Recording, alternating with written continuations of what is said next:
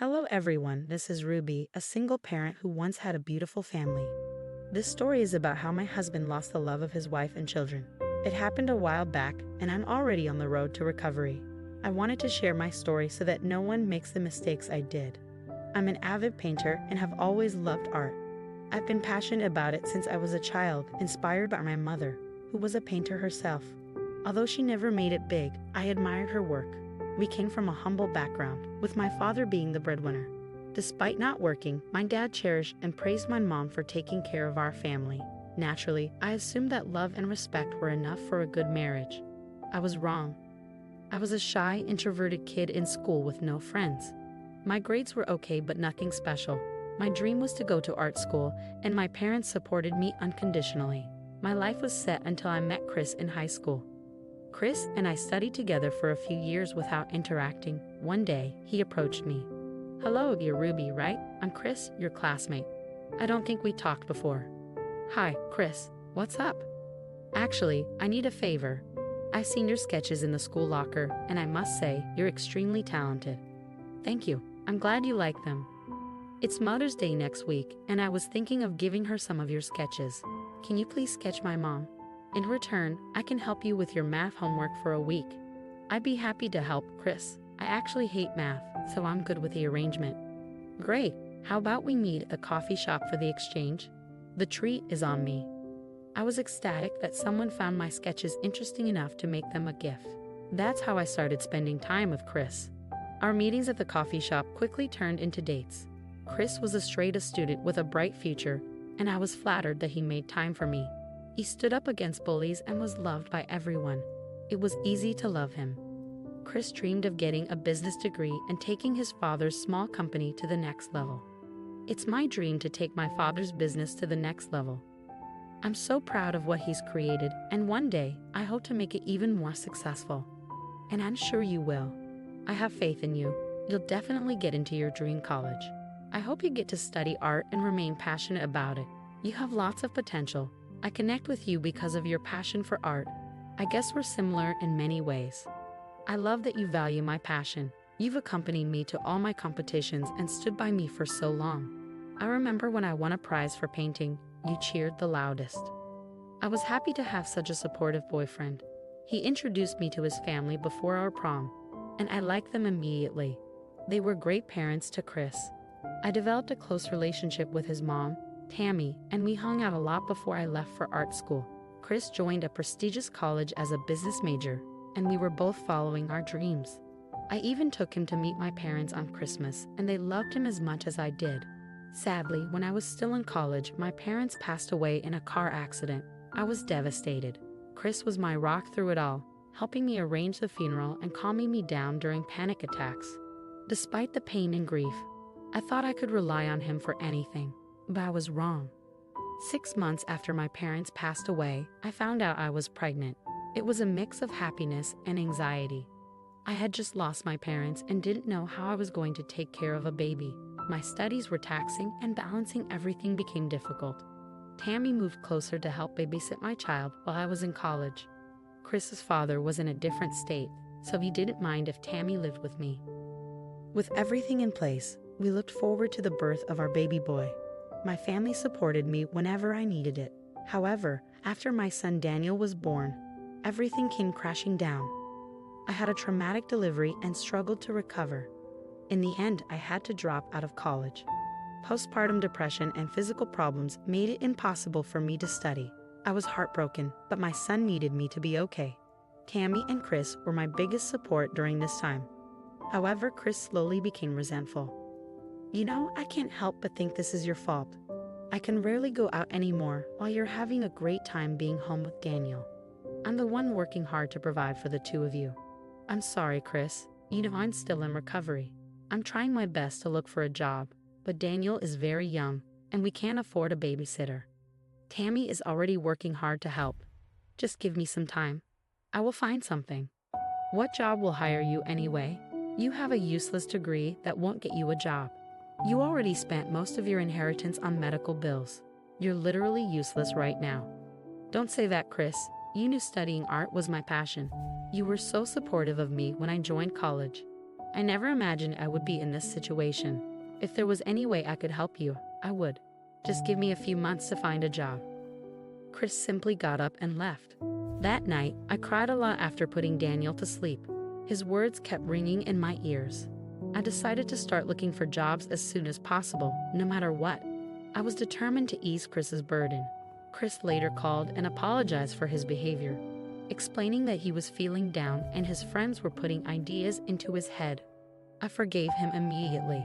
Within a week, I found a job. It didn't pay much, but it was enough for the time being. Cammy took up most of the childcare while I worked. I made Chris quit his job so he could concentrate on his studies.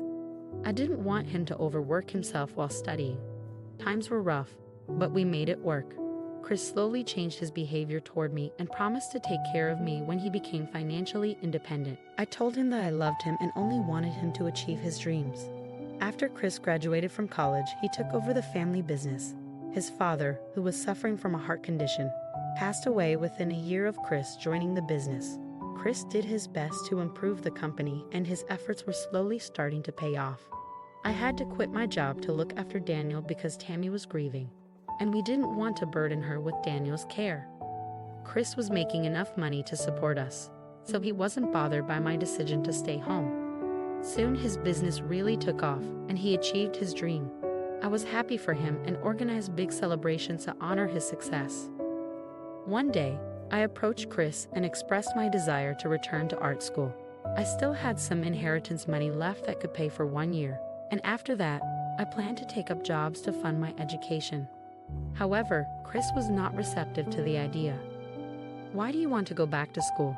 An art degree is useless anyway. It's not going to help you get a job. I think you shouldn't waste money on this." "This was my dream, Chris. You know I wanted to become a painter. You achieved your dream. What about me?" "Well, my dream is bringing in the money. Yours is just a useless hobby. What good will that do for us?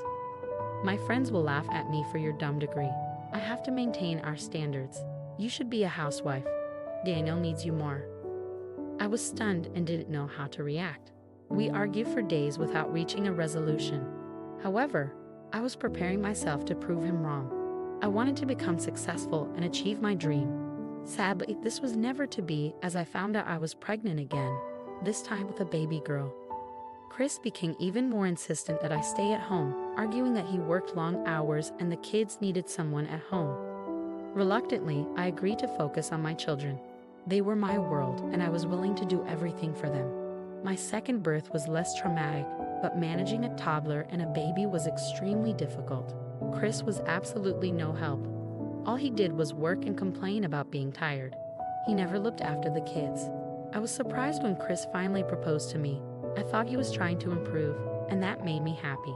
We had a big wedding, which was extremely fun to plan. Chris pampered me throughout the process, and I believed he was doing it to make me happy. It turned out he was doing it to maintain his image of a loving husband. After the wedding, it was as if I no longer existed to Chris. He worked all day in his office, and there were no date nights or even family nights. He never picked up after himself and only ordered me around. The kids missed their dad, who wanted to be left alone when he was at home. I never asked him for help after he ignored my requests in the first year. However, my children's pain was getting to me. One day, I said, "Chris, why don't we have a family outing this weekend? The kids really miss you. You know I have a business meeting this weekend. I'm busy. But you need to make time for your family, Chris. We're important too. Daniel has been crying for you. You even missed his poem recital. What can I do, Ruby? I don't have the luxury to stay at home with them like you do. At least someone has to earn money, right? A failure like you wouldn't understand. I suggest you stop telling me what to do." "Chris, what is wrong with you? Why are you insulting me like that? You know I wanted to go back to college, but you didn't let me." "Of course I didn't. Why would I let you waste money on that? You were better off investing it in my business. Look how much money it's bringing us." Extremely hurt by what he had said, I started to see past his neglect over the years. However, it really hurt when he insulted me like that. It made me feel worthless. I should have walked away from him, but I didn't. I wanted my children to have both parents under one roof. I thought Chris was just stressed and would apologize later. The apology never came. As the years passed, the kids grew older and started to notice Chris's behavior. They were no longer attached to him. Gloria never experienced him as a loving parent, so she had no attachment to her dad. Daniel remembered his dad being more loving in the past, but the disappointment of Chris missing every milestone quickly added up. I tried everything to make the bad feelings disappear. I begged Chris to pay more attention to the children. You need to make time for the kids, Chris. I'm already working hard and looking after them. I'm the only one taking up parental duties. I know you don't want me anymore, but the kids are suffering. They've already become detached from you. I know how to be a parent, Ruby. I'm the one feeding the three of you. You don't have to lecture me about improving our relationship. When Daniel became a teenager, he started to resent his dad. I tried to make him understand that Chris loved them, but he wouldn't believe me. All his friends had fathers who were present in their lives, and he felt like he was missing out. I was there for all his events and achievements, but he wanted his dad there too. One night, while we were having dinner, Daniel confronted Chris. Hey Dad, are you free this weekend? Gloria has been pestering us for a picnic. The weather is getting better, and it's the perfect time. Yes, it would be a great opportunity to hang out together. I'll make all the preparations. What do you think, Chris? No can do. I'm going golfing with my buddies. Can't change my plans. It's one day, and you can't make time for us? Why did you even become a dad if you didn't want to be around us? Watch your mouth, Daniel. I am your father, and you will respect me. I actually have work to do instead of sitting around like your loser mother. Ruby, what are you teaching my children? They don't even respect me anymore. I thought you just failed in your career, but it turns out you can't even be a good mother. Stop insulting Mom. She's a way better parent than you are. How do you expect her to have a career when you never helped her out? I'm not blind, you know. I saw what happened all these years. Stop it, Daniel. There's no use telling him these things. We have Mama, and that's enough.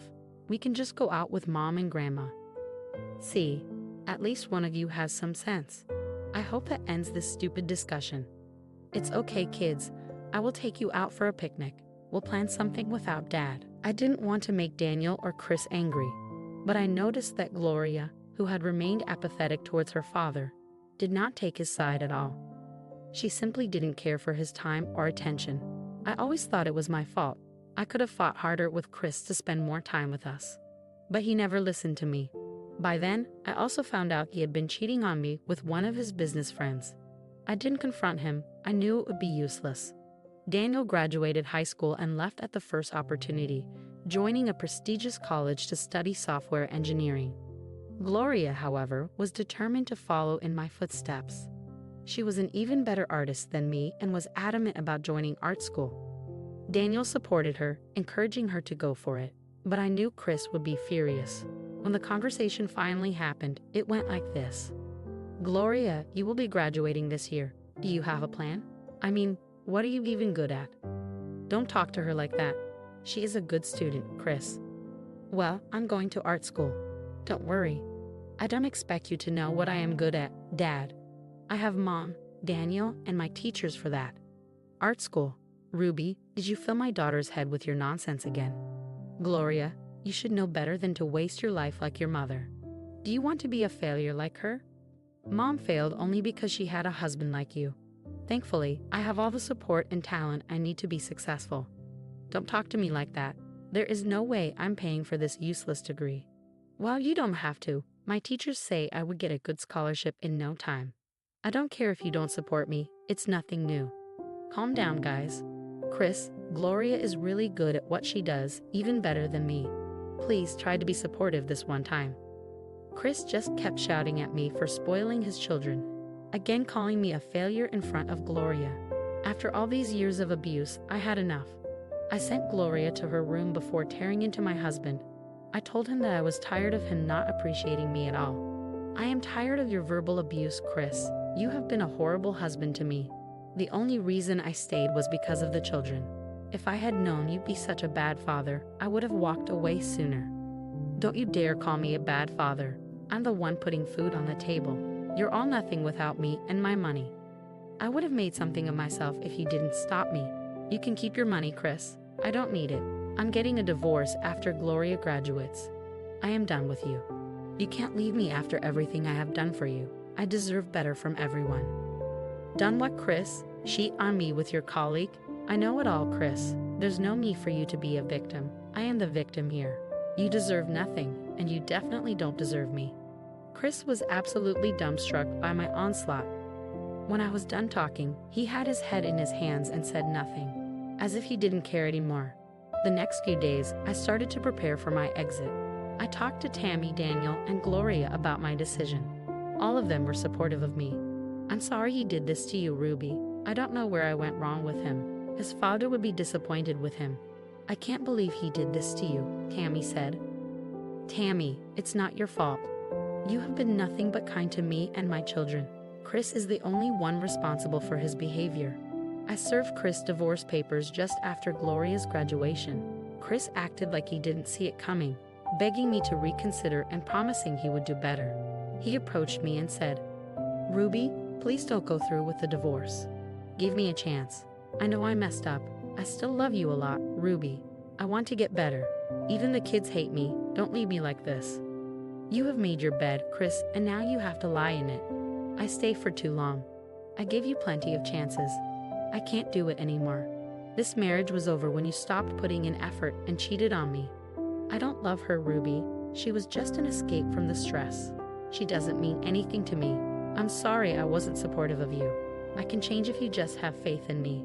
I don't care anymore, Chris. You have taken away every last bit of dignity I had. It's time to leave you for good. I deserve better than you.